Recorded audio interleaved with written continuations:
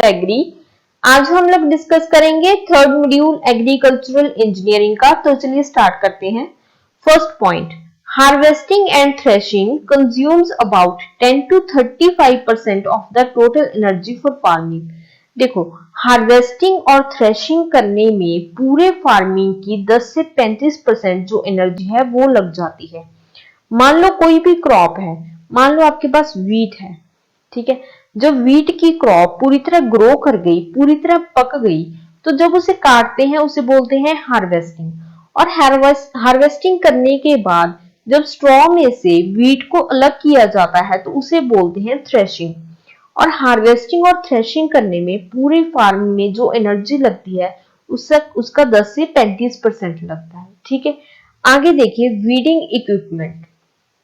सबसे पहले तो वीड्स होते हैं हमारे अनवांटेड क्रॉप्स जो कि फील्ड में ग्रो कर जाते हैं, ठीक है। फील्ड के आसपास जैसे कि कैनबिस टाइवा हो गया, ठीक है। जो भी क्रॉप्स होती हैं, मतलब चाहे वो ग्रास हो गया या कोई भी क्रॉप्स हो गई, श्रब्स हो गए, जब वो फील्ड में ग्रो कर जाते हैं, जो क्रॉप हमें नहीं चाहिए होती, उसे उन सबको बोलते हैं वीड्स, ठीक है। वीड्स को इरेडिकेट करने के लिए जो ऑपरेशन यूज किया जाता है उसे बोलते हैं वीडिंग, ठीक है। और वीडिंग करने के लिए हम लोग कौन कौन से इक्विपमेंट्स, कौन कौन से इंप्लीमेंट्स यूज करते हैं वो अभी हम डिस्कस करेंगे। सबसे पहले है खुरपी, जिसे हैंड हो भी बोलते हैं, ठीक है। ये है हमारी खुरपी, ये एक एंशियंट टूल है, ठीक है। देखो, आज हमारे पास बहुत ही ज्यादा मॉडर्न टूल्स हैं, बट ये one of the ancient tools है जो कि आज भी यूज किया जाता है, ठीक है। खुरपी, और इसे 300 से 400 आवर्स लगते हैं इसे 1 हेक्टेयर को कवर करने के लिए। 1 हेक्टेयर को कवर करने के लिए ये 300 से 400 घंटे लगा देती है, इसलिए ये बहुत ही ज्यादा टाइम कंज्यूमिंग होती है। तो इसके लिए जो आउटपुट होती है हमारी वो 20 से 60% कम हो जाती है, ठीक है। बहुत ही टाइम कंज्यूमिंग होने के कारण जो हमारी आउटपुट होती है वो 20 से 60% कम हो जाती है, जो कि बहुत ही बड़ा लॉस होता है, ठीक है।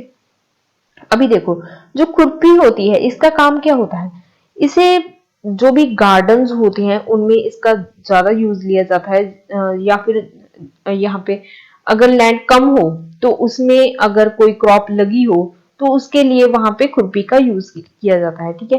तो इसका यूज क्या कहाँ कहाँ होता है, वीड्स को रिमूव करने के लिए, ठीक है। जो रूट क्रॉप्स होती है, मान लो पोटैटो है, पोटैटो को एक रूट क्रॉप है, उसे हार्वेस्ट करने के लिए खुरपी का यूज किया जाता है, फरोज बनाने के लिए, डिगिंग करने के लिए, ठीक है, सॉइल को क्लियर करने के लिए, इन सब में खुरपी का यूज किया जाता है। आगे देखिए, wheel hoe and peg type weeder are more efficient than खुरपी, takes 25 to 110 hours per hectare. देखो, जो व्हील हो होता है और पेग टाइप वीडर होता है वो खुरपी से कम टाइम लेते हैं वही काम करने में, ठीक है। तो ज्यादा एफिशिएंट होते हैं और इन्हें 25 से 110 घंटे लगते हैं 1 हेक्टेयर को कवर करने के लिए, जो कि खुरपी से तो काफी कम है, ठीक है। खुरपी में 300 से 400 घंटे लग जाते हैं। अभी देखो, ये है हमारा व्हील हो।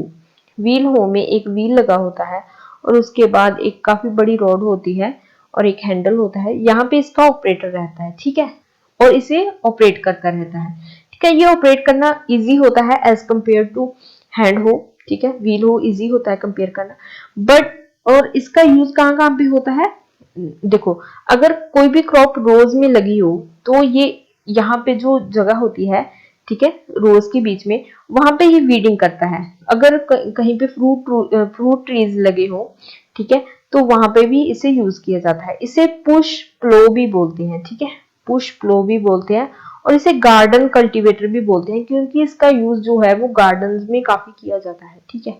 पुश प्लो बोलते हैं और गार्डन कल्टीवेटर बोलते हैं। अगर कहीं पे जो सॉइल है वो बहुत ही कंपैक्ट हो, हार्ड हो, तो उसे लूज करने के लिए भी व्हील हो का यूज किया जाता है। उसके बाद है हमारा पेग टाइप वीडर। देखो, वीडर यहाँ पे नाम से ही पता चल रहा है कि इसका प्राइमरी यूज जो है वो वीडिंग ही होता है, ठीक है। पेग टाइप वीडर, ये है हमारा पेग टाइप वीडर। देखो, ये भी इसको ऑपरेट करना, इसे भी ऑपरेट करना इजी होता है, ऑपरेट इसका सेम ही होता है, व्हील हो की तरह ही होता है। इसका ऑपरेटर भी यहाँ पे रहता है और इसे ऑपरेट करता है। देखो इसमें जो होता है, यहाँ पे एक व्हील की तरह होता है और उसके जो अराउंड है वो पेग्स लगे होते हैं, ठीक है, ऐसे पेग्स लगे होते हैं। आप देख लो एक बार, देखो ऐसे पेग्स लगे हुए हैं, ठीक है, इसके अराउंड। तो ये होता है पेग टाइप वीडर, इसलिए इसे पेग टाइप वीडर बोलते हैं। ऐसे इसको देखो, यहाँ पे भी रोक रोपिंग की कर रखी है, तो रोक रोपिंग में जो भी जगह बचती है वहां पे अगर वीड्स हो जाती हैं तो पेग टाइप वीडर का वहां पे यूज किया जाता है, ठीक है। तो इसका जो यूज है, और इसको ड्राई लैंड वीडर भी बोला जाता है, ठीक है, dry land weeder. Dry land weeder के नाम पे भी क्वेश्चन आ सकता है, ठीक है। तो ड्राई लैंड में इसका यूज जो है वो ज्यादा किया जाता है, ठीक है, तो इसे ड्राई लैंड वीडर भी बोला जाता है। तो ये थे हमारे 3 वीडिंग इक्विपमेंट्स, खुरपी, wheel hoe and peg type weeder. तो चलिए चलते हैं नेक्स्ट स्लाइड पर। अभी हमने देखे जो मैनुअली यूज किए जाते हैं इंप्लीमेंट्स वीडिंग के लिए।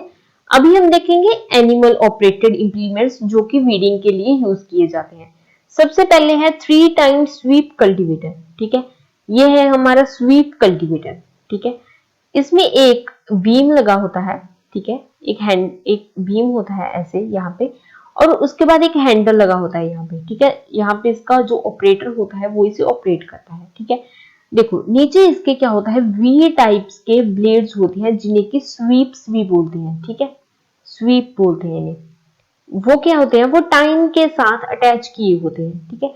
और वो क्या करते हैं, जैसे जैसे ये ऑपरेट करेगा वो क्या करेंगे, यहाँ से जो वीड्स हैं उन्हें इरेडिकेट करते जाएंगे, साथ उन्हें रिमूव करते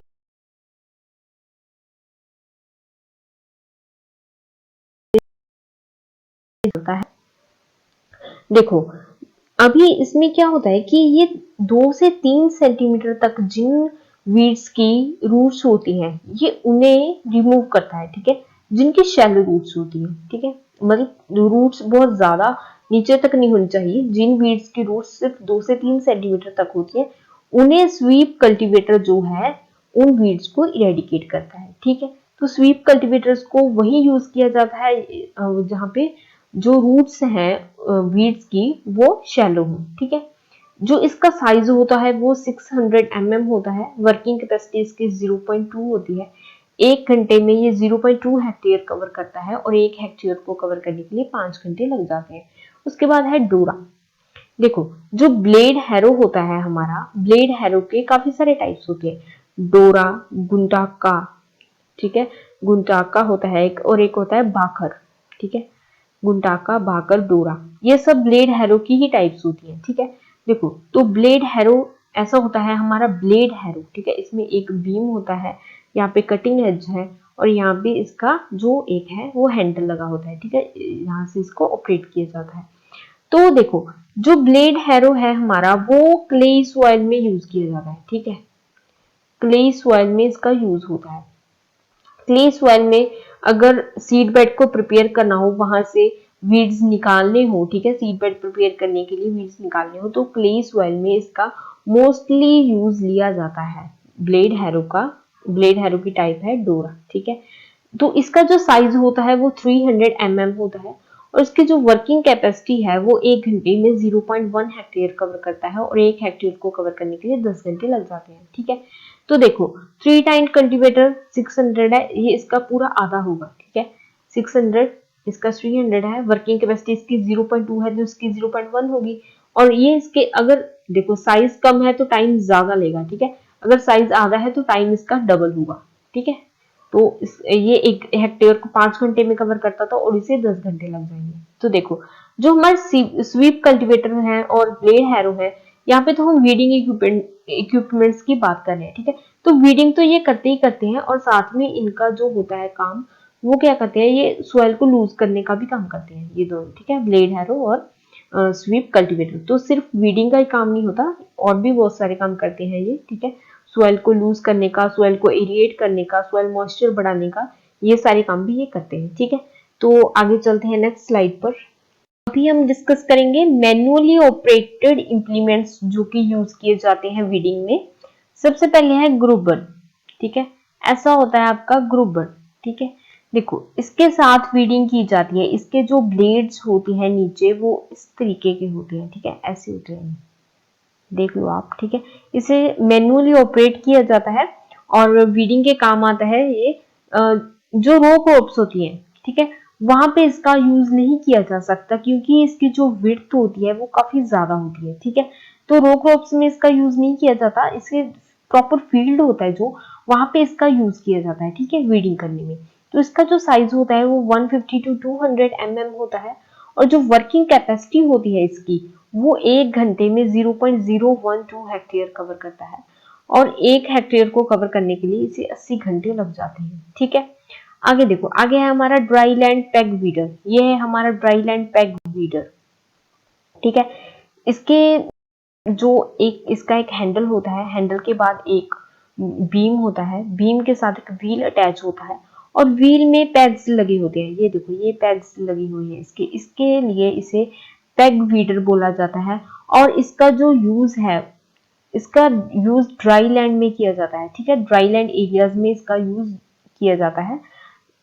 एक्चुअली ऐसी लैंड जिनमें सॉइल मॉइस्चर बहुत कम हो, ठीक है, सॉइल मॉइस्चर बहुत कम हो, वहां पे इसका यूज लिया जाता है। तो सॉइल मॉइस्चर कम कहाँ होता है, ड्राई लैंड एरियाज में सॉइल मॉइस्चर जो है सॉइल में वो कम होता है, तो इसलिए इसका नाम है ड्राई लैंड पैग वीडर, ठीक है।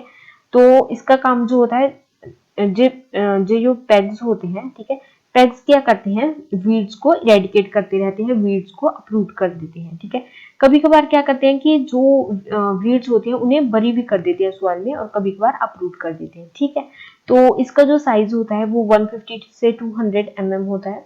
वर्किंग कैपेसिटी इसकी 1 घंटे में 0.5 हेक्टेयर कवर करता है और 1 हेक्टेयर को कवर करने के लिए इसे 40 घंटे लग जाते हैं।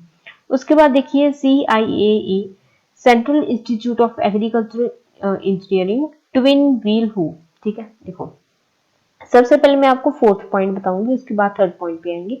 PAU व्हील हो, पंजाब एग्रीकल्चरल यूनिवर्सिटी व्हील हो। देखो ये है व्हील हो, ठीक है, इसमें एक व्हील लगा होता है, उसके बाद एक काफी बड़ा हैंडल होता है, इसी की तरह होता है, ठीक है, इसी की तरह काफी बड़ा हैंडल होता है और उसके बाद यहाँ पे इसके ब्लेड्स लगे होते हैं, ठीक है, यहाँ पे ब्लेड्स होंगे।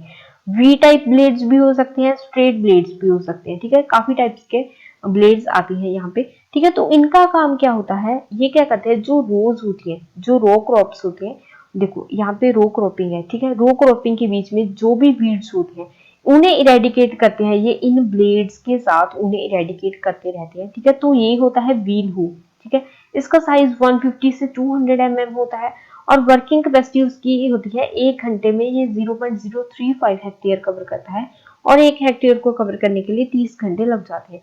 अभी देखो ट्विन व्हील हो, ठीक है, देखो ट्विन व्हील हो होता है जिसमें 2 व्हील्स लगे होते हैं, ठीक है, इसमें 2 व्हील्स लगे होंगे और इसमें यहाँ पे एक ब्लेड लगा होगा, ठीक है। ब्लेड स्ट्रेट भी हो सकता है, वी टाइप भी हो सकता है, इसमें टाइन ब्लेड्स भी यूज किए जाते हैं, ठीक है, एक से ज्यादा टाइन ब्लेड्स भी यूज किए जा सकते हैं। और उसके बाद इसमें जो है 2 हैंडल्स लगे होते हैं, ठीक है, 2 बीम्स होते हैं, उसके बाद एक हैंडल लगा होता है, ठीक है। तो देखो इसको ट्विन व्हील हो इसलिए बोलते हैं क्योंकि इसके 2 व्हील्स होते हैं। तो ये क्या करता है, देख लो ये क्रॉप है बीच में, ठीक है, क्रॉप है तो ये क्या करता है कि जो क्रॉप्स के बीच में जो जगह होती है वहां पे व्हील्स को इरेडिकेट करने का काम करता है ट्विन व्हील हो भी, ठीक है। सेम होता है व्हील हो की तरह, बस इसके जो 2 व्हील्स लगे होते हैं और जो ये काफी वाइड एरिया कवर कर लेता है एज कम्पेयर टू 1 व्हील हो, ठीक है। तो देखिए इसका जो साइज होता है वो होता है 150 से 200 mm और इसकी वर्किंग कैपेसिटी सेम होती है ड्राई लैंड पैग वीडर की तरह और 1 घंटे में ये 0.025 हेक्टेयर कवर करता है और 1 हेक्टेयर को कवर करने के लिए इसे 40 घंटे लग जाते हैं, ठीक है। तो अभी देखो साइज तो इन सब का सेम है, ठीक है, ये तो आपको याद ही रहेगा, साइज सेम है 150 से 200। अभी देखो जो ग्रूबर है इसे आप कैसे याद रख सकते हो कि ये काफी बड़ा होता है, ठीक है, काफी वाइड होता है, तो वाइड होने के कारण लेंथ कम है, इसकी लेंथ कम है, वाइड ज्यादा है, तो वाइड ज्यादा होने के कारण ये रो क्रॉपिंग में फिट नहीं आता, ठीक है, तो इसलिए इसे ज्यादा टाइम लगता है, ठीक है, इसलिए इसे ज्यादा टाइम लगेगा। तो इसके जो टाइम लगेगा वो 80 घंटे लगेंगे इसको और 1 घंटे में 0.012 हेक्टेयर ही कवर कर पाएगा, ठीक है। तो देखो आगे देखो पैग वीडर और व्हील हो, ठीक है, पैग वीडर और व्हील हो। ये देखो, ये पैग वीडर, ये व्हील हो, तो इनका जो है ये ग्रुबर से लाइक अप्रोक्स 2 टाइम्स ज्यादा काम करते हैं, ठीक है, 2 टाइम्स ज्यादा।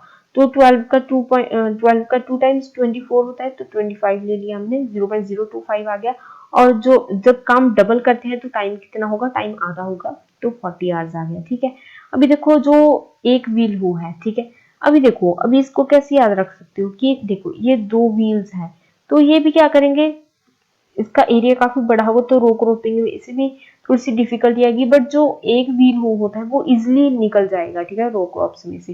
तो इसे ऐसे याद रख सकते हैं हम लोग कि एक व्हील हो को कम मतलब ज्यादा काम करेगा और इसे कम टाइम लगेगा, ठीक है, कवर करने में एरिया। तो इसे 30 घंटे लगते हैं और इनको 40 घंटे लगते हैं, ठीक है। तो ऐसे आप याद रख सकते हो इनकी वर्किंग कैपेसिटी और साइज, ठीक है। तो ये जो ड्राई लैंड पैग वीडर है और ये वीड हो है, ये बहुत इंपॉर्टेंट है, ठीक है। Dry land peg weeder weeding में आपको इसे अच्छे से ध्यान में रखना है क्योंकि ये काफी इंपॉर्टेंट है, ठीक है। तो देखते हैं नेक्स्ट स्लाइड। अभी हम बात करते हैं नेक्स्ट इंप्लीमेंट्स की। सबसे पहले है 3 टाइम कल्टीवेटर और स्वीप कल्टीवेटर, ठीक है। ये पावर टिलर ऑपरेटेड होता है। देखो, जो हमारा कल्टीवेटर होता है जिसमें ब्लेड्स लगे होते हैं, ठीक है, तो उसका काम क्या होता है, उसका काम वीडिंग भी होता है, सॉइल को लूज करना भी होता है, बट यहाँ पे हम वीडिंग इक्विपमेंट्स की बात करें तो हम लोग वीडिंग की बात करेंगे, ठीक है। तो कल्टीवेटर के जो ब्लेड्स होते हैं वो क्या करते हैं कि वीड्स को या तो अपरूट कर देते हैं या फिर क्या करते हैं, सॉइल में बरी कर देते हैं, ठीक है। वहीं पे क्या होता है, जो कि सॉइल के रूट्स काफी नीचे तक होते हैं, उन वीड्स को ये सॉइल में ही बरी कर देता है, ठीक है। तो जो हमारा स्वीप कल्टीवेटर होता है वो वी शेप में होता है, ठीक है। ये सिंपल कल्टीवेटर होता है और स्वीप कल्टीवेटर वी शेप में होता है जिसके नीचे ऐसे ब्लेड्स लगे होते हैं, ठीक है। वो भी क्या करता है, वो भी वीड्स को अपरूट करता है, वीड्स को इरेडिकेट करता है, ठीक है।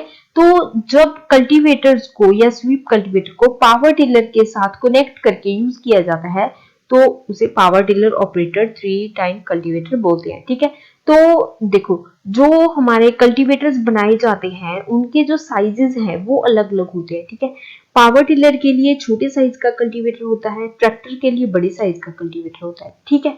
तो इनके साइज का डिफरेंस होता है, काम इनका सेम ही होता है, ठीक है, कल्टीवेटर्स का, वीड्स को इरेडिकेट करना या सॉइल को लूज करना, बट इनके जो साइज होता है और जो वर्किंग कैपेसिटी होती है वो डिफरेंट होती है, ठीक है। पावर टिलर के लिए जो साइज होगा कल्टीवेटर का वो कम होगा, ट्रैक्टर के लिए ज्यादा होगा, और जो एनिमल ड्रोन है उसके लिए भी कम होगा, ठीक है। अभी देखो, इसका जो साइज है वो 1000 mm है और इसकी वर्किंग कैपेसिटी क्या है, 1 घंटे में ये 0.2 हेक्टेयर कवर करता है और 1 हेक्टेयर को कवर करने के लिए इसे 5 घंटे लग जाते हैं। उसके बाद देखो पावर वीडर, ठीक है, यहाँ पे पावर वीडर की बात की गई है। ये है हमारा पावर वीडर, ठीक है।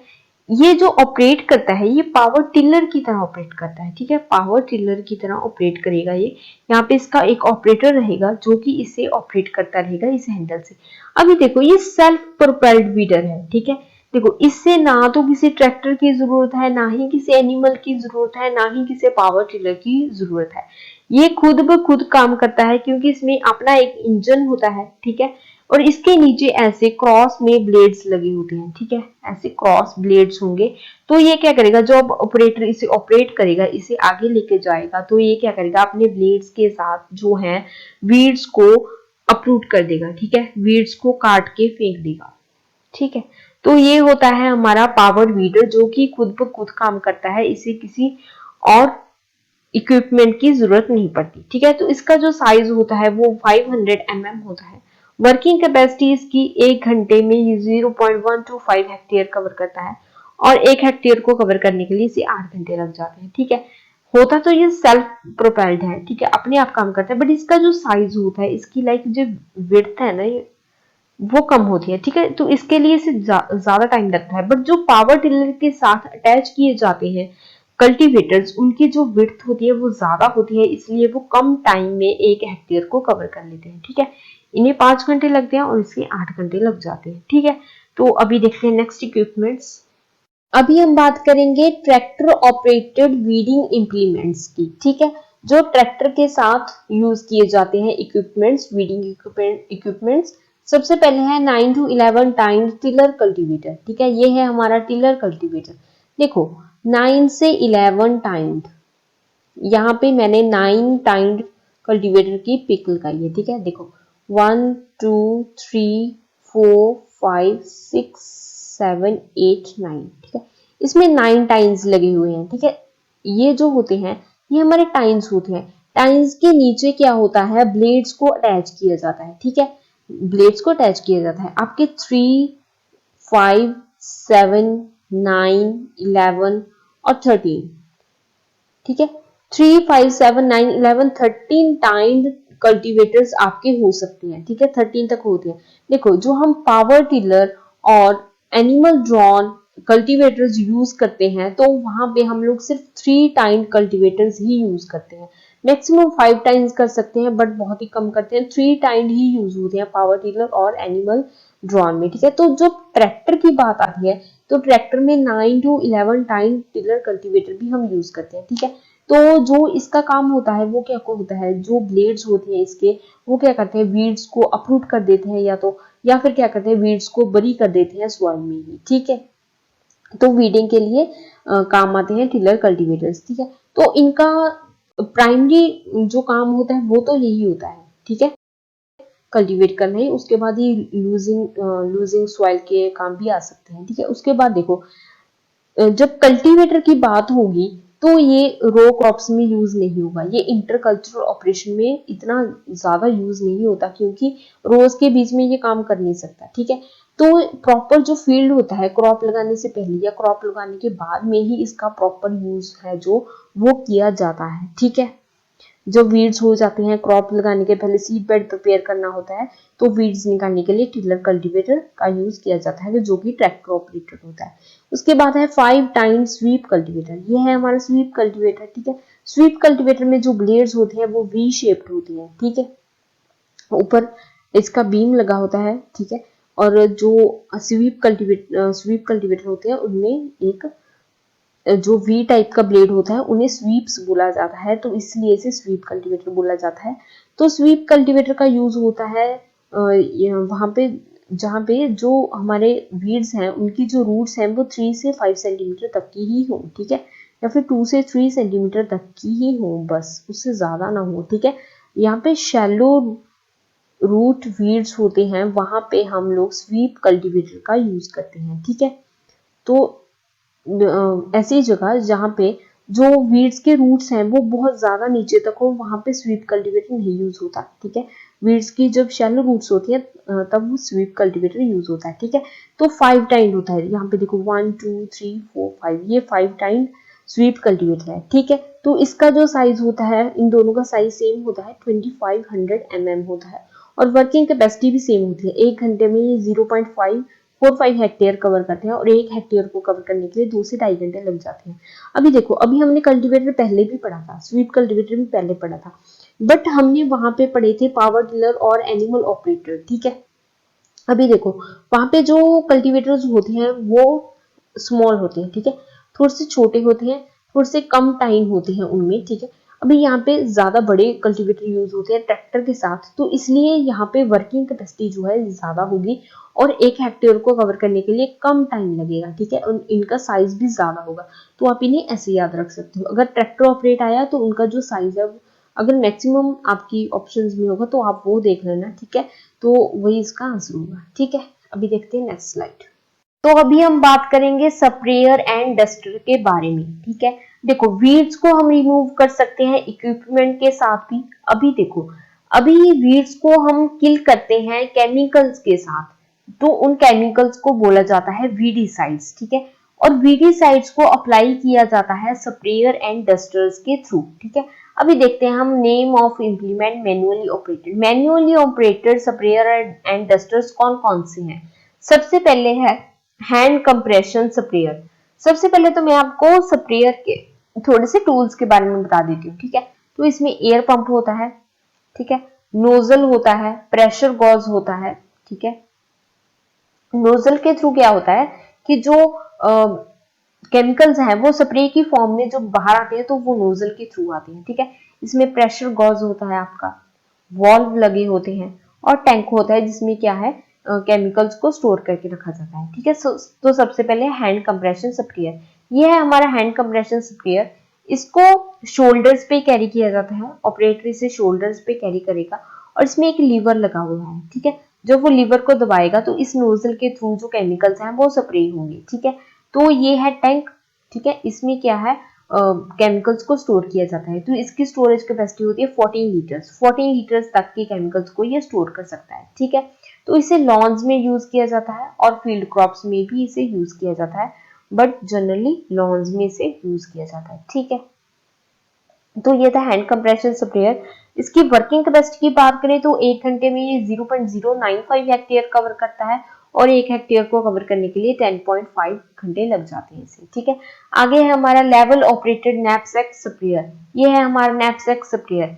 इसे नैपसैक स्प्रेयर इसका नाम इसलिए पड़ा क्योंकि इसे बैक पे कैरी किया जाता है, ठीक है। जब बैक पे कैरी किया जाता है तो नैपसैक स्प्रेयर इसका नाम पड़ गया। अभी देखो, इसे जब बैक पे कैरी किया जाता है तो इसका एक लीवर होता है। जब लीवर दबाएंगे तो यहाँ पे नोजल के थ्रू क्या होगा, स्प्रे होगा, ठीक है। तो इसे फील्ड क्रॉप्स के लिए यूज किया जाता है, ठीक है। फील्ड क्रॉप्स के लिए इसे यूज किया जाता है। जब वीडीसाइड अप्लाई करनी हो फील्ड क्रॉप्स में तो इसे यूज किया जाता है। और इसकी जो स्टोरेज कैपेसिटी होती है वो 13 to 16 लीटर होती है। वर्किंग कैपेसिटी इसकी सेम होती है हैंड कंप्रेशर स्प्रेयर की जितनी ही होती है, 0.095 हेक्टेयर पर आवर, और 1 हेक्टेयर को कवर करने के लिए 10.5 घंटे लग जाते हैं। उसके बाद है फुट स्प्रेयर। ये होता है फुट स्प्रेयर। देखो, फुट स्प्रेयर यूज किया जाता है जब फील्ड में काफी ज्यादा वीड्स हो और काफी एरिया में वीड्स हो, ठीक है। तो तब फुट स्प्रेयर को यूज किया जाता है। इसमें हैंड्स का कोई रोल नहीं होता और इसे बैक में उठाना भी नहीं पड़ता, ठीक है। तो इसे क्या होता है, जो लीवर होता है उसके फुट के साथ अपने पैर के साथ दबाना पड़ता है। उसमें काफी सारे पाइप्स लगे होते हैं, काफी दूर तक हम केमिकल्स को स्प्रे कर सकते हैं फुट स्प्रेयर के द्वारा, ठीक है। ऐसे इसमें नोजल्स लगे होते हैं जिसके थ्रू केमिकल स्प्रे होते हैं। तो इसकी वर्किंग कैपेसिटी होती है 0.165 हेक्टेयर पर आवर और 1 हेक्टेयर को कवर करने के लिए 6 घंटे लग जाते हैं। उसके बाद है डस्टर। ये होता है हमारा डस्टर।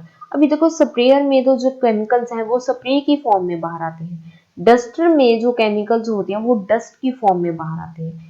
कुछ फील्ड क्रॉप्स या हमारी कुछ यार्ड्स होते हैं जो, वो ऐसे होते हैं जहाँ पे कि हमें केमिकल्स को डस्ट करना पड़ता है। वहां पे स्प्रे नहीं किया जाता, केमिकल्स को डस्ट करना पड़ता है। तो इसके लिए डस्टर्स यूज होते हैं। इसमें भी एक नोजल होती है, ठीक है। नोजल स्प्रेयर से डिफरेंट होती है क्योंकि इस नोजल के थ्रू जो केमिकल्स है वो डस्ट की फॉर्म में बाहर आते हैं, ठीक है। तो जो इसकी स्टोरेज कैपेसिटी होती है वो 4 से 5 किलोग्राम तक की होती है और वर्किंग कैपेसिटी होती है 0.25 हेक्टेयर पर आवर और 1 हेक्टेयर को कवर करने के लिए 4 घंटे लग जाते हैं। उसके बाद है कंट्रोल्ड ड्रॉपलेट स्प्रेयर। नाम से ही पता चल रहा है, कंट्रोल्ड ड्रॉपलेट, ठीक है। देखो, जो ये स्प्रेयर होता है इसे मैनुअली ऑपरेट किया जाता है और जो इसका ऑपरेटर होगा वो पूरी तरह इसको कंट्रोल करेगा, ठीक है। इसके जो पूरे ड्रॉपलेट्स निकलेंगे वो पूरी तरह कंट्रोल में होंगे ऑपरेटर के, ठीक है। तो इसलिए कंट्रोल ड्रॉपलेट स्प्रेयर बोला जाता है। इसे यूज किया जाता है जहाँ पे एरिया कम हो, वीड्स कम हो, वहां पे इसे यूज किया जाता है, ठीक है। इसका जो साइज होता है 1 किलोग्राम होता है, ठीक है। तो 1 किलोग्राम केमिकल्स को ही ये कैरी कर सकता है और इसकी वर्किंग कैपेसिटी होती है 0.22 हेक्टेयर पर आवर और 1 घंटे में और 1 हेक्टेयर को कवर करने के लिए 5 घंटे लग जाते हैं, ठीक है। तो अगर बहुत ही टारगेटेड वीड्स हो, ठीक है, मान लो कोई लॉन है या कोई गार्डन है, ठीक है, अगर बहुत ही टारगेटेड वीड्स है वहां पे तब इस यूज किया जाता है, ठीक है। तो ये कॉस्ट इफेक्टिव भी होता है, ठीक है। अभी चलते हैं नेक्स्ट स्लाइड पर।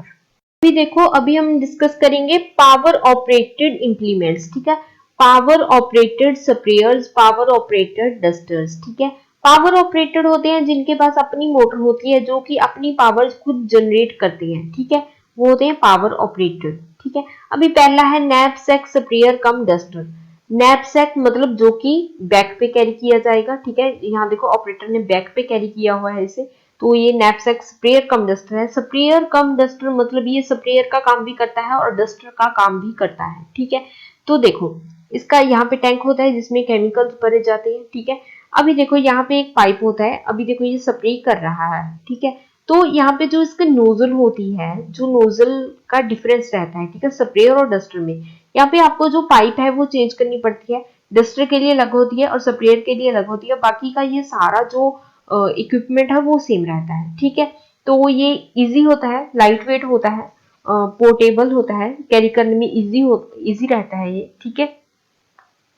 तो ये था हमारा नैपसेक स्प्रेयर कम डस्टर, इसमें 5 लीटर तक केमिकल्स भर सकते हैं इस टैंक में, और इसकी जो वर्किंग कैपेसिटी होती है वो होती है 1 घंटे में 0.22 हेक्टेयर कवर करता है, और 1 हेक्टेयर को कवर करने के लिए 5 घंटे लग जाते हैं। आगे देखो, आगे है हमारा स्टेशनरी पावर ऑपरेटेड स्प्रेयर। ये है हमारा पावर ऑपरेटेड स्प्रेयर, ठीक है। ऐसा होता है, पहले तो ये जो है वो हैवी ड्यूटी जो फील्ड क्रॉप्स हैं वहां पे यूज किया जाता है, ठीक है। तो इसमें क्या होता है, इसमें पहले तो ट्रिप्लेक्स पंप होता है, 3 पंप्स लगे होते हैं, ठीक है, 3 पंप्स होंगे, और उसमें क्या होता है कि एक पिस्टन होता है, ठीक है। पिस्टन के कारण इसमें जो प्रेशर होता है, जो प्रेशर डेवलप होता है वो बहुत ही हाई होता है, और लगभग 250 से 350 पाउंड का जो प्रेशर है होता है वो डेवलप हो जाता है, ठीक है, जो कि काफी ज्यादा प्रेशर होता है। और उसके बाद इसमें 3 हॉर्स पावर का एक इंजन लगा होता है, ठीक है, 3 हॉर्स पावर का इंजन होता है। अभी देखो, अभी इससे जो है पावर टिलर के साथ भी ऑपरेट कर सकते हैं, खुद तो ये काम करेगा ही, ठीक है, क्योंकि इसके पास इंजन है, अपनी मोटर है, खुद की पावर जनरेट करेगा, बट ये पावर टिलर के साथ भी इसे कनेक्ट करके यूज किया जा सकता है, ठीक है। तो ये था हमारा स्टेशनरी पावर ऑपरेटेड स्प्रेयर, इसमें 5 से 10 लीटर जो है केमिकल्स को भरा जा सकता है, और इसकी जो वर्किंग कैपेसिटी होती है ये 1 घंटे में 0.35 हेक्टेयर कवर करता है, और 1 हेक्टेयर को कवर करने के लिए इसे 3 घंटे लगते हैं, ठीक है। तो ये थे हमारे power operated implements, power operated sprayer and dusters. अभी चलते हैं नेक्स्ट स्लाइड पर। आगे देखो, अभी हम नेक्स्ट इंप्लीमेंट्स डिस्कस करते हैं। तो पहले है हमारा ट्रैक्टर ऑपरेटेड स्प्रेयर। तो ये है हमारा ट्रैक्टर ऑपरेटेड स्प्रेयर, जिस स्प्रेयर को ट्रैक्टर के साथ कनेक्ट करके यूज किया जाता है फील्ड में, तो वो होता है हमारा ट्रैक्टर ऑपरेटेड स्प्रेयर, ठीक है। तो इस स्प्रेयर में व्हील्स लगे होते हैं, ठीक है, तो यहाँ से इसे ट्रैक्टर के साथ कनेक्ट किया जाता है, ये टैंक होता है, ठीक है। तो टैंक में केमिकल्स भरे जाते हैं, तो काफी बड़ा टैंक होता है, इसमें काफी कैपेसिटी होती है केमिकल्स भरने की, और यहाँ पे इसकी नोजल्स लगी होती है, यहाँ से जो है केमिकल्स स्प्रे होती रहती है, ठीक है। उधर भी इसकी दूसरी साइड भी नोजल्स लगी होंगी, यहाँ से जो केमिकल्स हैं वो स्प्रे होती रहेंगी, ठीक है। तो अगर फील्ड काफी बड़ा हो, ठीक है, काफी ज्यादा बड़ा फील्ड हो और उसमें ज्यादा केमिकल्स की जरूरत हो, तो वहां पे ट्रैक्टर ऑपरेटेड स्प्रेयर यूज किए जाते हैं। और या फिर अगर कम टाइम में ज्यादा काम करना हो तो वहां पे ट्रैक्टर ऑपरेटेड स्प्रेयर यूज किए जाते हैं, ठीक है। तो इसका साइज मैंने पहले बोला कि काफी ज्यादा होता है, तो 5000 mm जो केमिकल्स है इसमें भरे जा सकते हैं। और उसके बाद इसकी जो वर्क कैपेसिटी होती है ये 1 घंटे में 0.5 हेक्टेयर कवर कर लेता है, ठीक है, आधा हेक्टेयर कवर कर लेता है, और 1 हेक्टेयर को कवर करने के लिए सिर्फ 2 घंटे लग जाते हैं, ठीक है। आगे देखो, आगे है हमारा हाई क्लियरेंस स्प्रेयर, ये सेल्फ प्रोपेल्ड होता है, ठीक है। ये है हमारा हाई क्लियरेंस स्प्रेयर, ठीक है। इसमें क्या होता है कि यहाँ पे इसका ऑपरेटर रहेगा, ठीक है, जो इसे ऑपरेट करता रहेगा, ये सेल्फ प्रोपेल्ड है, खुद ब खुद काम करता है, ठीक है। तो इसके 4 व्हील्स होते हैं, ठीक है, और यहाँ से इसके जो है ये नोजल्स लगी होती हैं, ठीक है, यहाँ से ये क्या करता है, स्प्रे करता है, और यहाँ पे इसका जो है टैंक होता है, यहाँ पे जो केमिकल्स हैं वो भरे जाते हैं, ठीक है। यहाँ पे इसका स्टीयरिंग है और यहाँ पे इसका ऑपरेटर रहेगा जो इसे ऑपरेट करता रहेगा, ठीक है। तो ये होता है, इसे किसी अदर इक्विपमेंट की जरूरत नहीं पड़ती, लाइक ट्रैक्टर या पावर टिलर, किसी की नहीं, खुद सेल्फ प्रोपेल्ड होता है, खुद ब खुद ऑपरेट होता रहता है, ठीक है। तो इसका जो साइज होता है वो ट्रैक्टर ऑपरेटेड स्प्रेयर से भी ज्यादा होता है, इसका 10,000 mm इसका जो साइज होता है, और इसकी वर्किंग कैपेसिटी होती है आधे से 1 हेक्टेयर 1 घंटे में कंप्लीट कर देता है, और 1 हेक्टेयर को कंप्लीट करने के लिए इसे लगभग 1 से 2 घंटे लगते हैं, ठीक है। तो ये थे हमारे इंप्लीमेंट्स स्प्रेयर के, ठीक है, स्प्रेयर और डस्टर कैसे यूज करते हैं। तो चलिए देखते हैं नेक्स्ट स्लाइड। तो अभी हम डिस्कस करेंगे जीरो टिलेज, ठीक है। तो जीरो टिलेज क्या होता है, सबसे पहले टिलेज क्या होता है, टिलेज होता है मैकेनिकल मैनिपुलेशन ऑफ सॉइल या फिर mechanical agitation of soil, mechanical break down of soil, ये सब टिलेज की ही डेफिनेशंस है, ठीक है।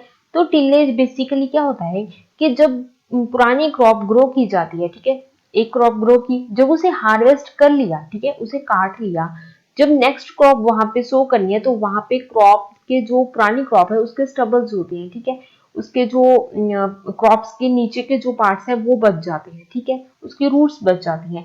तो और क्या होता है कि सॉइल में क्लम्प्स बन जाते हैं। तो नेक्स्ट क्रॉप को ग्रो करने के लिए जो सीड बेड्स प्रिपेयर करने होते हैं, तो उससे पहले टिलेज की जाती है, उस सॉइल को प्रिपेयर किया जाता है नेक्स्ट क्रॉप को ग्रो करने के लिए, तो उसे बोलते हैं टिलेज, ठीक है। Mechanical manipulation of soil, tillage की जाती है सॉइल मॉइस्चर को कंजर्व करने के लिए, ठीक है, न्यूट्रिएंट्स को कंजर्व करने के लिए। और क्या होता है कि इसमें सॉइल पार्टिकल्स को लूज किया जाता है ताकि सॉइल जो है वो हार्ड ना रहे, वो लूज हो जाए। और क्या होता है, एजिटेशन होती है ताकि जो नीचे की सॉइल है वो ऊपर आ जाए, ऊपर की सॉइल नीचे चले जाए, तो निचली जो सॉइल होती है वहां पे न्यूट्रिएंट्स ज्यादा होते हैं, वो ऊपर आ जाएंगे और क्रॉप अच्छे से ग्रो होगी। तो वो तो होती है टिलेज, ठीक है। अभी देखो जीरो टिलेज क्या होती है। जीरो टिलेज को हम नो टिलेज भी बोलते हैं। देखो कई एरियाज ऐसे होते हैं जहाँ पे सॉइल इरोजन की प्रॉब्लम बहुत ही ज्यादा होती है, ठीक है। तो अगर किसी एरिया में सॉइल इरोजन की प्रॉब्लम है तो वहां पे टिलेज की नहीं जाती, ठीक है, बिल्कुल भी टिलेज नहीं की जाती, तो उसे बोलते हैं जीरो टिलेज, ठीक है। देखो क्या होता है कि जब सॉइल को बार बार उसे लूज कर दिया जाता है, उसे सॉइल पार्टिकल्स को ब्रेक डाउन कर दिया जाता है, तो सॉइल बहुत ही लूज हो जाती है और उसका इरोजन होना स्टार्ट हो जाता है। तो एरियाज जहां पे सॉइल इरोजन की प्रॉब्लम पहले ही है, तो अगर सॉइल को वहां पे और लूज करेंगे तो बहुत ही ज्यादा सॉइल इरोजन होगा। तो ऐसे एरियाज में जीरो टिलेज की जाती है, वहां पे कोई टिलेज नहीं की जाती। जो पुरानी क्रॉप ग्रो की है, जब उसे हार्वेस्ट कर लिया तो वहां पे डायरेक्टली नई क्रॉप को ग्रो कर दिया जाता है, वहां पे कोई टिलेज नहीं की जाती, ठीक है। तो इसके लिए अलग अलग ड्रिल्स बनी हुई है, ठीक है, जीरो टिलेज के लिए, ताकि हमें कोई टिलेज यहाँ पे ना करनी पड़े, ठीक है। तो ये होता है जीरो टिलेज। यहाँ पे दो क्वेश्चन राइज हो सकते हैं। सबसे पहले तो कि टिलेज के फादर कौन है। टिलेज के फादर हैं जेथरो टूल, ठीक है, ये बात आपको ध्यान रखनी है, ये क्वेश्चन एग्जाम में आ सकता है, ठीक है, कि टिलेज के फादर कौन है, जेथरो टूल। और जीरो टिलेज के फादर कौन है, जीरो टिलेज के फादर हैं एडवर्ड फॉल्कनर, एडवर्ड फॉल्कनर, ठीक है। तो ये दोनों आपको ध्यान रखनी है, ठीक है। ये टिलेज के फादर है, ये जीरो टिलेज के फादर है, ठीक है। तो देखो अभी देखो जीरो टिलेज के regarding points. Development of zero tillage seed fertiliser drill at Govind Ballabh Pant University of Agriculture and Technology Pantnagar, जो कि उत्तराखंड में है, वहां पे जीरो टिलेज सीड या फर्टिलाइजर ड्रिल का जो डेवलपमेंट है वो किया गया था, ठीक है। तो ये है हमारी zero tillage fertiliser seed drill, ठीक है। इसे zero tillage ferti seed drill भी बोलते हैं, ठीक है। तो इसमें क्या होता है कि इसमें यहाँ पे एक तो ड्रिल होती है ये, ठीक है। ड्रिल का क्या काम होता है कि ड्रिल क्या करती है, जो सॉइल होती है उसमें होल्स बनाकर वहां पे सीड को सो कर देती है और ऊपर से उसे कवर कर देती है, ठीक है। तो ये होती है ड्रिल, ठीक है। सीड में भी और फर्टिलाइजर में भी। फर्टिलाइजर जहाँ पे फर्टिलाइजर की रिक्वायरमेंट होती है वहां पे फर्टिलाइजर को एक ऑप्टिमम डेप्थ पे ये फर्टिलाइजर को रख देती है और उसे कवर कर देती है, ठीक है। तो इससे सीड भी सो हो जाती है और फर्टिलाइजर भी अप्लाई हो जाते हैं, ठीक है। तो ये सीड कम फर्टिलाइजर ड्रिल होती है, ठीक है। तो इसमें क्या होता है कि नीचे जो है ब्लेड्स लगे होते हैं, ठीक है। तो ब्लेड्स क्या करते हैं, देखो हमने एक सॉइल पे पहले टिलेज नहीं की हुई, यहाँ पे बिल्कुल टिलेज नहीं की, तो ये क्या करेगी कि ब्लेड्स इसके इतने शार्प होते हैं कि अभी देखो जो पुरानी क्रॉप्स के स्टबल भी होंगे वहां पे, क्रॉप सॉइल के क्लम्प्स भी बने होंगे, क्योंकि हमने कोई टिलेज नहीं की, वहां पे सॉइल थोड़ी सी हार्ड होगी, ठीक है। तो उसे ये ब्लेड्स उसे थोड़े थोड़े क्या करते हैं, लूज करते रहते हैं, थोड़ा थोड़ा, मतलब ज्यादा नहीं, थोड़ा थोड़ा। इसमें क्या होता है कि एक ही साथ दो तीन ऑपरेशंस एक साथ हो जाते हैं, ठीक है। बार बार सॉइल को सफर नहीं करना पड़ता ऑपरेशंस के साथ, ठीक है। साथ ही साथ में उसकी थोड़ी थोड़ी फ्लोइंग होती जाएगी, थोड़ी थोड़ी उसमें सोइंग भी हो जाएगी और फर्टिलाइजर भी अप्लाई हो जाएंगे। दो तीन जो काम है वो एक ही साथ हो जाएंगे zero tillage fertiliser seed drill के साथ, ठीक है। तो ये कहाँ पे बनी थी, ये GBPAUAT पंतनगर उत्तराखंड में बनी थी। तो इसकी फुल फॉर्म है Govind Ballabh Pant University of Agriculture and Technology, ठीक है। आगे देखो placed fertilisers at depth of 7 to 10 centimetre. ये क्या करती है कि जो फर्टिलाइजर होते हैं उन्हें 7 से 10 सेंटीमीटर की डेप्थ पे रख देती है, ठीक है, प्लेस कर देती है। आगे देखो blades at distance of 2.5 centimetre. इसके जो ब्लेड्स होती हैं ये नाइफ शेप्ड होते हैं, ठीक है, नाइफ की शेप में होते हैं, ये देखो नाइफ की शेप में है, ये देखो ऐसे है, ठीक है। तो इनका जो डिस्टेंस होता है बीच में इनके तो 2.5 सेंटीमीटर का होता है, ठीक है। आगे देखो, in zero tillage sowing depth should be below between 5 to 7 centimetre of surface for encouraging germination. देखो सरफेस से 5 से 7 सेंटीमीटर का डिस्टेंस होना चाहिए सोइंग का, ठीक है। मतलब सीड्स को जो यहाँ पे रखना है होल्स बना के ड्रिल को, तो वो 5 से 7 सेंटीमीटर का होना चाहिए जीरो टिलेज में, ठीक है, जर्मिनेशन को इंकरेज करने के लिए। जर्मिनेशन कैसे होगी? जब सीड को ऑप्टिमम टेम्परेचर मिलेगा, ऑप्टिमम उसे मॉइस्चर मिलेगा, ऑप्टिमम सनलाइट मिलेगी, ठीक है, ऑप्टिमम लाइक न्यूट्रिएंट्स मिलेंगे, ठीक है। जब उसको सारी कंडीशंस उसके पास होंगी तो उसकी जर्मिनेशन होगी, ठीक है। तो उसकी जर्मिनेशन किस डिस्टेंस पे होगी? वो होगी 5 to 7 सेंटीमीटर की डिस्टेंस पे होगी सरफेस के नीचे, ठीक है। आगे देखो, previous crop stubble should not be allowed to exceed 15 centimetre, ठीक है। अभी मैंने आपको बताया कि जो जीरो टिलेज होती है उसमें पुराने जो स्टबल्स होते हैं मतलब उन्हें रिमूव नहीं किया जाता, क्योंकि वहां पे टिलेज ही नहीं की जाती, ठीक है, डायरेक्ट नेक्स्ट क्रॉप को सो कर दिया जाता है। तो जो स्टबल होते हैं जो लाइक जब हमने क्रॉप को काट लिया जाता है तो उसके नीचे जो रूट्स के साथ उसके जो स्टेम बच जाता है तो उसे बोलते हैं क्रॉप स्टबल। तो उसे 15 सेंटीमीटर से ज्यादा ऊंचाई पे नहीं होना चाहिए, ठीक है। तो वरना ड्रिल के लिए भी मुश्किल हो जाएगा वहां पे सीड को सो करना, ठीक है। आगे देखो, zero tillage save irrigation water bye 30 to 40%। जो जीरो टिलेज होता है वहां पे इरिगेशन वाटर जो होता है वो 30 से 40% तक सेव किया जा सकता है, ठीक है। तो 30 से 40% सेव हो जाता है, तो इकोनॉमिकली जीरो टिलेज काफी बेनिफिशियल होता है, ठीक है। तो अभी चलते हैं नेक्स्ट स्लाइड पर। अभी नेक्स्ट देखो, क्रॉप रेजिड्यू मैनेजमेंट, ठीक है। अभी देखो क्या बोला गया है कि जो क्रॉप के रेजिड्यूज बच जाते हैं सॉइल में, ठीक है, क्रॉप को काटने के बाद, क्रॉप को हार्वेस्ट करने के बाद, तो उन्हें कैसे मैनेज किया जाता है? सबसे पहले है रोटोटिलेज, ठीक है।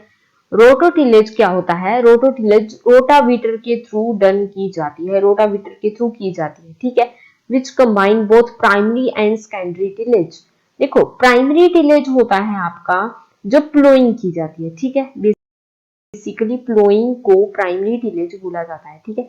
इसमें बहुत हैवी ऑपरेशन, इसमें पूरी सॉइल को लाइक जो भी पुराने क्रॉप स्टबल्स होते हैं या वीड्स होते हैं उन्हें सॉइल में बरी कर दिया जाता है या फिर उन्हें अपरूट कर दिया जाता है, ठीक है। सॉइल को पूरी तरह से मतलब ऐसे एजिटेट किया जाता है पूरी तरीके से, ठीक है। उसमें जो क्लम्प्स होते हैं उन्हें रिमूव किया जाता है, तो ये तो होती है प्राइमरी टिलेज। और सेकेंडरी टिलेज की जाती है प्राइमरी टिलेज के बाद आती है सेकेंडरी टिलेज, ठीक है। अभी देखो, क्रॉप को प्रिपेयर तो कर लिया, क्रॉप को जो सॉइल है उसको लूज कर लिया, ठीक है। तो उसमें जो जो पुराने क्रॉप स्टबल थे वो निकाल दिए, वीड्स निकाल दिए, ठीक है। अभी देखो, अभी सॉइल को प्रिपेयर करना है हमें सीड बेड प्रिपेयर करने के लिए, ठीक है। जब सीड बेड प्रिपेयर करना होता है तो उससे पहले करते हैं सेकेंडरी टिलेज। सेकेंडरी टिलेज में यूज करते हैं हम लोग हैरोस, ठीक है, और रोलर्स, टिलर्स, ठीक है, टिलर्स, ये सब यूज किए जाते हैं सेकेंडरी टिलेज में। सेकेंडरी टिलेज इतना हैवी ऑपरेशन नहीं होता, प्राइमरी टिलेज जितना नहीं होता। इसमें क्या होता है कि जो सॉइल अभी एजिटेट हो चुकी है उसे रोलर्स के थ्रू क्या किया जाता है, उसे उसको स्मूथ किया जाता है। अभी अगर कोई क्लम्प बच गया है, अभी कोई वीड अगर बच गया है तो उसे हैरोज के थ्रू निकाल दिया जाता है और रोलर्स के थ्रू उस सॉइल को स्मूथ कर दिया जाता है, उसे रोल कर दिया जाता है और सीड बेड प्रिपेयर कर लिया जाता है, ठीक है। तो ये होता है हमारा प्राइमरी टिलेज और ये होता है हमारा सेकेंडरी टिलेज, ठीक है। अभी देखो, जो रोटो टिलेज है, अभी देखो हम लोग कोई टिलेज नहीं कर रहे हैं, जीरो टिलेज कर रहे हैं, ठीक है। तो जीरो टिलेज में हम लोग क्रॉप रेजिड्यू को कैसे मैनेज करते हैं? रोटो टिलेज होती है जो रोटावीटर के थ्रू की जाती है, उसमें both primary and secondary tillage एक साथ हो जाते हैं, ठीक है। जो रोटावीटर होता है उसमें जो ब्लेड्स लगे होते हैं वो क्रॉस टाइप होते हैं। अभी जो क्रॉस टाइप जो ब्लेड्स होते हैं वो एक साथ ही क्रॉप को एजिटेट करते हैं, वीड्स भी निकाल देते हैं, वीड्स को अपरूट कर देते हैं, वीड्स को बरी भी कर देते हैं और सॉइल को एजिटेट भी कर देते हैं और उसके बाद सॉइल को स्मूथ कर देते हैं सीड बेड को प्रिपेयर करने के लिए। तो both primary and secondary tillage है जो वो रोटावेटर के थ्रू ही हो जाता है, ठीक है। आगे देखो, saving 60 to 70% of operational time. इसमें क्या होता है 60 से 70% जो हमारा टाइम होता है वो बच जाता है। क्योंकि देखो पहले अगर हम प्राइमरी करेंगे उसमें प्लोइंग में बहुत टाइम लगेगा, फिर सेकेंडरी करेंगे उसमें पहले हैरिंग करेंगे, फिर टिल्लिंग करेंगे, फिर हम रोलर्स के साथ स्मूथनिंग करेंगे, ठीक है, तो फिर बहुत टाइम लग जाएगा। तो इसमें क्या होता है एक साथ हो जाता है रोटावेटर के थ्रू रोटर टिलेज, तो इसमें 60 से 70% टाइम बच जाता है। आगे देखो 55 टू 65% फ्यूल कंजप्शन। जो फ्यूल कंजप्शन होता है वो भी काफी कम होता है, 55 टू 65% ही जो फ्यूल का है कंजप्शन होता है। उसके बाद rotavator powered by tractor PTO, ठीक है, जो रोटावीटर्स होते हैं वो ट्रैक्टर के थ्रू ऑपरेट किए जाते हैं, ठीक है। आगे देखो till plant machine. Till plant machine होती है, ये एक मिनिमम टिलेज इक्विपमेंट है जिसके साथ सोइंग एंड फर्टिलाइजर को अप्लाई किया जाता है सीड बेड को प्रिपेयर किए बिना, ठीक है। मिनिमम टिलेज होता है, देखो जीरो टिलेज तो होता है जिसमें कोई भी टिलेज की नहीं जाती, ठीक है। रोटो टिलेज हो गया जिसमें रोटावेटर के थ्रू थोड़ी सी टिलेज की जाती है, जिसमें कि प्राइमरी और सेकेंडरी टिलेज एक साथ कर दी जाती है, ठीक है, तो वो हो गई हमारी रोटो टिलेज, ठीक है। अभी जो मिनिमम टिलेज है, मिनिमम टिलेज होता है जिसमें बहुत ही कम टिलेज की जाती है, मतलब एक आध बस, अगर सिर्फ हैरो यूज कर लिया तो बस सिर्फ हैरो ही यूज करेंगे, ठीक है। तो मतलब बहुत ही कम, लाइक थोड़े से वीड्स निकाल दिए, थोड़े से क्रॉप स्टब्स निकाल दिए, वो होता है मिनिमम टिलेज, ठीक है। बहुत ही कम टिलेज करना मतलब बहुत ही कम सॉइल को एजिटेट करना, ठीक है।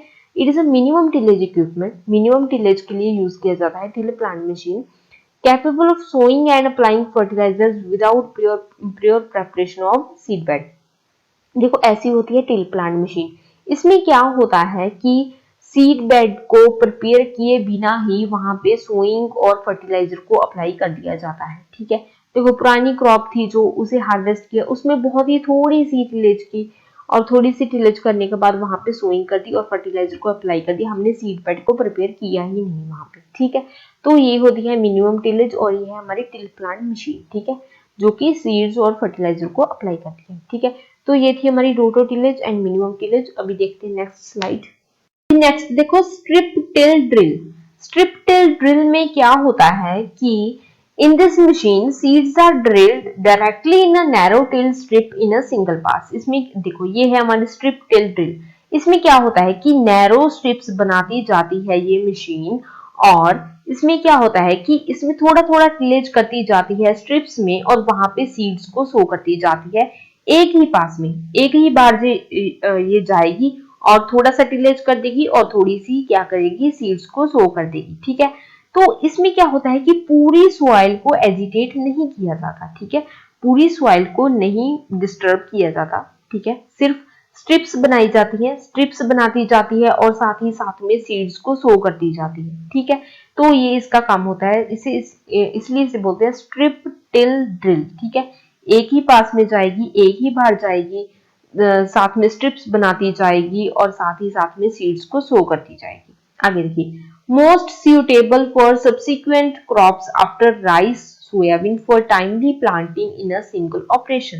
देखो ये सबसे ज्यादा कब suitable रहती है, जब राइस के बाद हमें कोई क्रॉप ग्रो करनी होती है एक सिंगल ऑपरेशन में, ठीक है। हमारे पास ज्यादा टाइम नहीं होता है, ठीक है, अगर हमारे पास ज्यादा टाइम नहीं है और ऑपरेशंस करने के लिए, लाइक प्राइमरी टिलेज करने के लिए या सेकेंडरी टिलेज करने के लिए या हैरोइंग प्लोइंग करने के लिए, तो एक सिंगल ऑपरेशन में अगर सीड्स सो करने हैं तो स्ट्रिप टिल ड्रिल का यूज किया जाता है, ठीक है। अभी आगे देखो इंक्लाइंड प्लेट प्लांटर। ये है हमारा इंक्लाइंड प्लेट प्लांटर। इससे क्या होता है it facilitates uniform placement of single seed in soil and therefore helps in saving of costly seed। इसमें क्या होता है कि जो एक सीड होता है वो यूनिफॉर्म प्लेसमेंट पे होता है और एक सिंगल सीड ही सॉइल में सो करते हैं ये, ठीक है। अभी देखो जो दूसरी ड्रिल्स होती है उसमें कभी कभार 2 सीड गिर गए या 3 गिरे या कभी एक गिर गया या कभी गिरा ही नहीं, ठीक है, तो ऐसा होता रहता है, ठीक है, जनरली ऐसा हो जाता है। बट प्लेट प्लांटर को ऐसे डिजाइन किया जाता है कि जब सीड को होल बनाता है ये तो सिंगल सीड ही सो करता है वहां पे, ठीक है, और यूनिफॉर्म प्लेसमेंट पे करता है, एक ऑप्टिमम डेप्थ पे करता है, ठीक है। तो क्या होता है कि जो हमारे सीड्स होते हैं, जो कॉस्टली सीड्स होते हैं, उनको सेव करने में हेल्प करता है, ठीक है। आगे देखो, 6 row tractor mounted unit the field capacity is about 0.60 hectare per hour. एक आवर में ये 0.60 हेक्टेयर कवर कर सकता है, ठीक है। तो ये थे हमारे स्ट्रिप टिल ड्रिल और इंक्लाइन प्लेट प्लांटर, ठीक है। अभी चलते हैं नेक्स्ट स्लाइड पर। अभी नेक्स्ट है हमारे पास न्यूमेटिक प्रिसीजन प्लांटर, ठीक है। ये ऐसा होता है न्यूमेटिक प्रिसीजन प्लांटर। इसका क्या काम होता है? Used to place uniform seeds, maintain fixed row spacing. इसमें क्या होता है कि जो रो की स्पेस होती है, ठीक है, रो टू रो स्पेस होती है, वो मेंटेन करके रखता है ये, ठीक है, उसको मेंटेन करता है और यूनिफॉर्मली सीड्स को शो करता है, ठीक है। ऐसे नहीं कि एक सीड यहाँ लगा दिया तो एक वहां लगेगा और एक फिर इधर लग जाएगा, ऐसा नहीं, यूनिफॉर्मली सीड्स को शो करता है, ठीक है। अगर एक यहाँ लगा तो उतनी ही डिस्टेंस पे सीड्स को शो करेगा, ठीक है। तो इससे क्या होता है कि जो सीड्स की वेस्टिंग होती है वो नहीं होती, ठीक है। तो इसका ये एडवांटेज होता है। आगे देखिए, it has provision for drilling fertiliser simultaneously with seeds, ठीक है। ये क्या करता है कि सीड के साथ साथ फर्टिलाइजर भी प्लेस करता रहता है, ठीक है। तो ये न्यूमेटिक प्रिसीजन प्लांटर का काम होता है। आगे देखो, sugarcane set cutter planter. तो ये होता है sugarcane set cutter planter. ये क्या करेगा, देखो ऐसे रोज बनी हुई है तो क्या करेगा, उसमें शुगर केन को कट करता जाएगा, ठीक है, उसके सेट्स बनते जाएंगे और एक एक सेट को शो करता जाएगा, ठीक है। तो ऐसे एक एक सेट को शो करता जाएगा आगे तक, ठीक है। क्योंकि शुगर केन के सेट्स लगते हैं, ठीक है, इसके कोई सीड्स नहीं होते, सेट्स के साथ ग्रो होता है ये, ठीक है। जो शुगर केन का एक सेट होता है वो ऐसे होता है, ठीक है, और एक एक सेट को ये कट करता जाएगा और उन्हें शो करता जाएगा रोज में। आगे देखो, required 45 horsepower tractor. Sugarcane cutter planter को ऑपरेट करने के लिए हमें जो ट्रैक्टर चाहिए होगा वो 45 हॉर्स पावर का चाहिए होगा। उसके बाद working capacity about 0.20 hectare per our, और एक आवर में ये 0.20 हेक्टेयर कवर कर लेता है, ठीक है। तो ये थे हमारे न्यूमेटिक प्रिसीजन प्लांटर और sugarcane set cutter planter. अभी चलते हैं नेक्स्ट स्लाइड पर। नेक्स्ट है हमारे पास राइस सीडर, ठीक है। तो ये है हमारा राइस सीडर।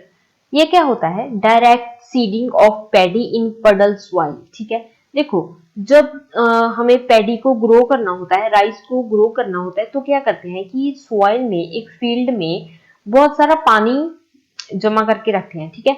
तो उसके बाद उसमें उसके बीच में पडलिंग की जाती है, ठीक है, तो उसे बोलते हैं पडलिंग। और पडलिंग करने के बाद जो पानी के बीच में जो सॉइल होती है उसे बोलते हैं पडल सॉइल, ठीक है। देखो, उस पडल सॉइल में डायरेक्ट सीडिंग कर दी जाती है राइस सीडर के द्वारा।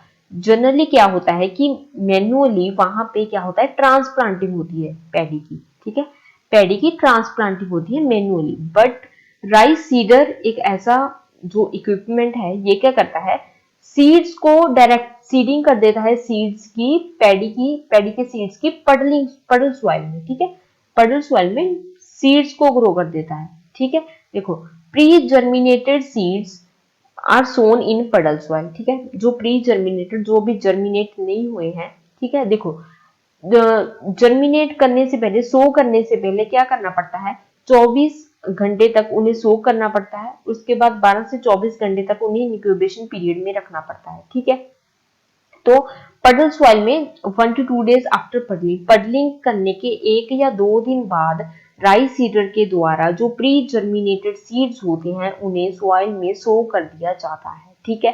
प्री जर्मिनेटेड सीड्स को सो करने से पहले उन्हें 24 घंटे तक सोकिंग की जाती है और 12 से 24 घंटे तक उन्हें इंक्यूबेशन पीरियड में रखा जाता है, ठीक है। आगे देखो, normal seed rate 50 to 70 kilogram per hectare. एक हेक्टेयर में लगभग 50 से 70 किलोग्राम जो सीड्स हैं वो यूज किए जाते हैं राइस सीडर के द्वारा।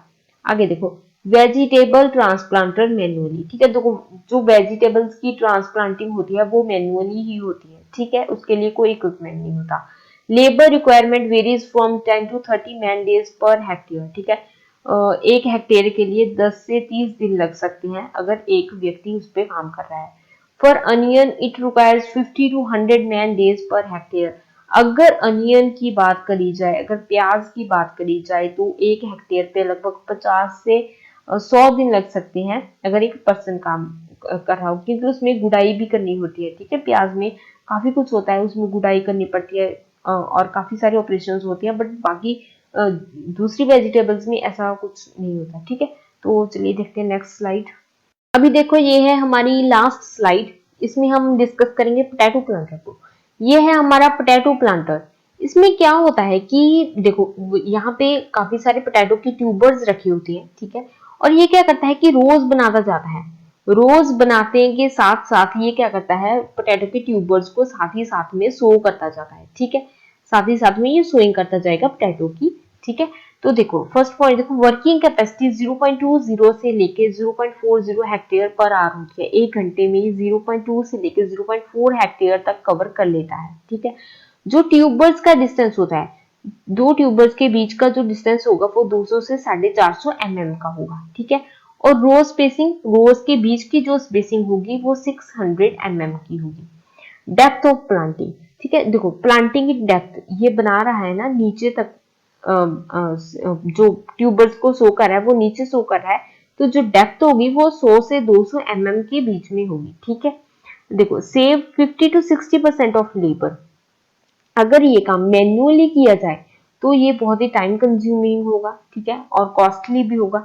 तो ये 50 से 60% लेबर का सेविंग करता है। ठीक है, तो 50 से 60% लेबर की कम जरूरत पड़ती है।